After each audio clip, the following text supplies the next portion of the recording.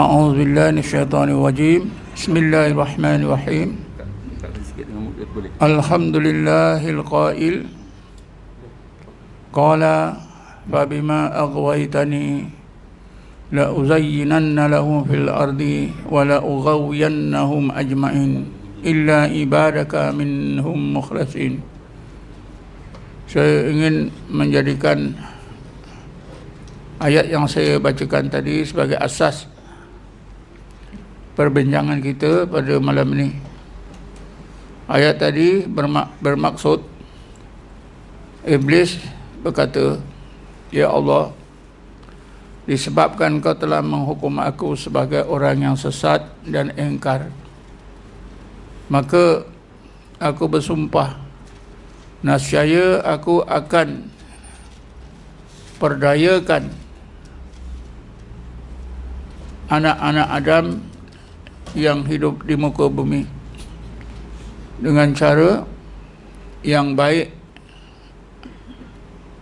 Aku jadikan dalam pandangan mereka buruk, dan sebaliknya yang buruk dalam pandangan anak-anak Adam sebagai baik. Begitu juga ya Allah, aku akan halang mereka daripada kebenaran-Mu ya Allah. Illa ibadaka minhum mukhlasin, kecuali hamba-hamba-Mu dari kalangan anak Adam itu yang mukhlasin. Saya ingin mengambil perhatian hadirin hadirat. Syaitan telah mengaku seluruh manusia akan menjadi mangsanya, tak ada kecuali. Cuma kata Iblis, illa, kecuali, illa ibadaka minhum mukhlasin, kecuali hamba-hamba-Mu dari kalangan anak Adam yang mukhlasin. Orang-orang yang mukhlasin saja yang tak boleh ditipu oleh Iblis. Itu pada asasnya. Bagaimanapun, orang yang mukhlasin ini juga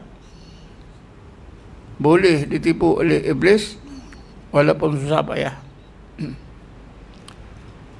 Jadi pada malam ni kita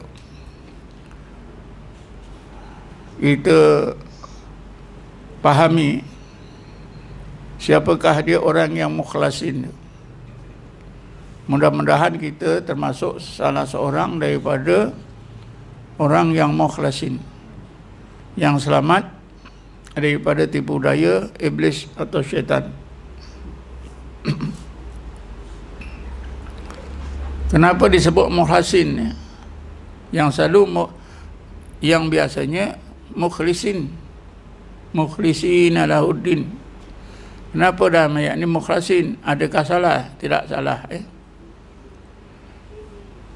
Mukhlasin itu artinya orang-orang atau manusia-manusia yang Allah jadikan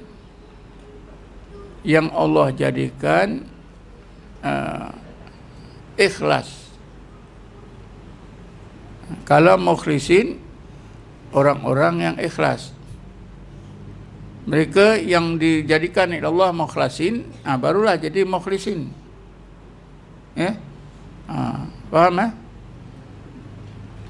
Maknanya kita nak jadi seorang yang ikhlas, mestilah Allah jadikan kita seorang yang ikhlas, baru jadi ikhlas. Kita sendiri tidak boleh membentuk diri kita sebagai ikhlas. Allah yang membentuk. Sebab itu disebut mukhlasin, kecuali hamba-hamba-Mu dari kalangan anak Adam yang Engkau telah jadikan, hati mereka telah Engkau jadikan ikhlas. Jadilah orang yang mukhlisin. Jadi asalnya mukhlas, jadi mukhlis. Siapa yang belajar bahasa Arab dia tahulah ya. Kalau mukhlas itu isim maf'ul. Kalau mukhlis itu isim fa'il. Jadi pada malam ini kita pahami ya, apakah ciri-ciri penting yang membentuk seseorang mukmin itu jadi mukhlasin. Sebenarnya tidak banyak hanya ada tiga perkara saja, atau tiga faktor, tiga unsur yang kalau ketiga-tiga ini ada pada diri seorang mukmin, maka orang mukmin itu hatinya jadi ikhlas, amalannya pun jadi ikhlas. Bila hatinya ikhlas, amalannya ikhlas, maka amalannya itu menjadi sebaik-baik amal.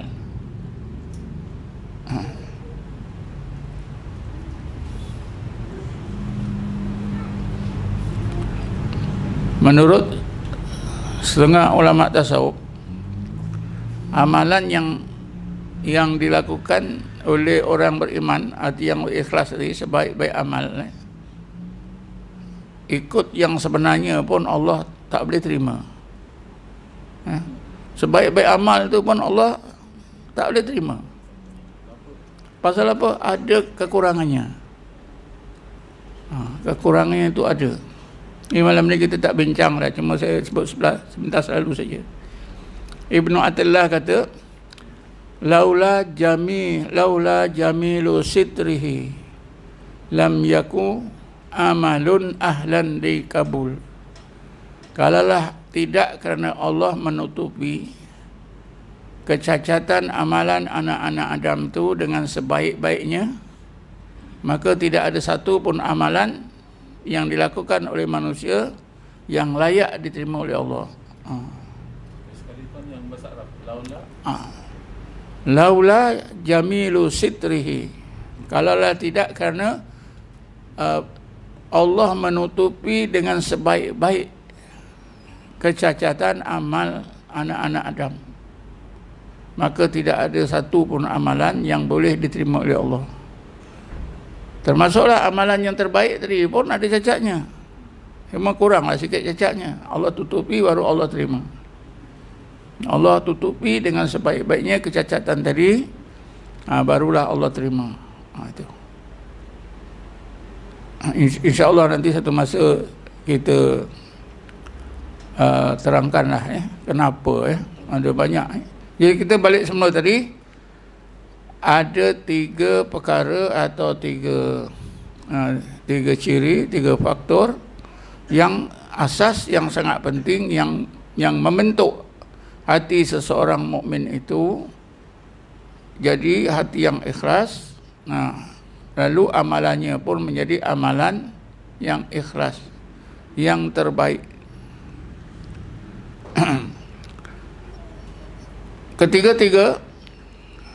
Ketiga-tiga faktor atau perkara yang tersebut ada terkandung dalam sebuah hadis Nabi Muhammad SAW yang ringkas.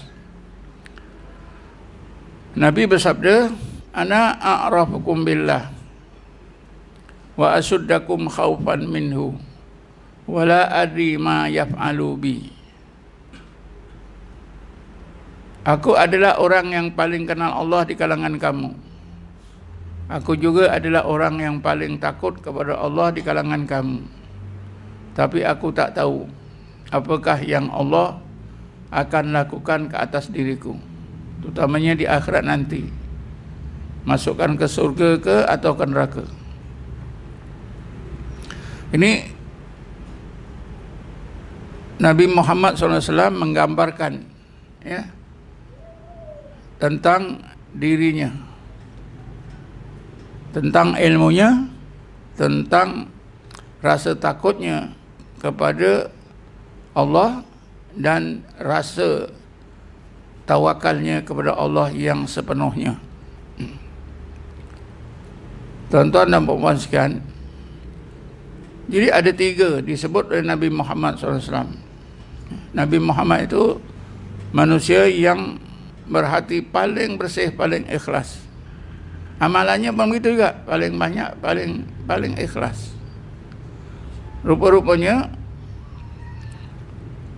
keikhlasan Nabi itu ada disebutkan dalam hadis ini. Kita boleh temui dalam hadis ini, yang 3 tadi. Pertama dari segi ilmu, Kalau ilmu biasa, kepahaman biasa tentang Allah tidak memadai. Mestilah seorang itu mempunyai atau dikurniakan Allah makrifah. Syarat pertama mesti ada makrifah. Sebab itu Rasulullah dia gunakan kalimat ana a'rafukum. Rasulullah tidak menggunakan ana a'lamukum. Kalau ana a'lamukum, aku orang yang paling tahu. Tapi bila Rasulullah menggunakan ana a'rafukum, aku adalah orang yang paling kenal.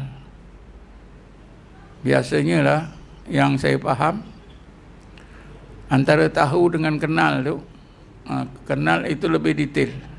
Betul tak?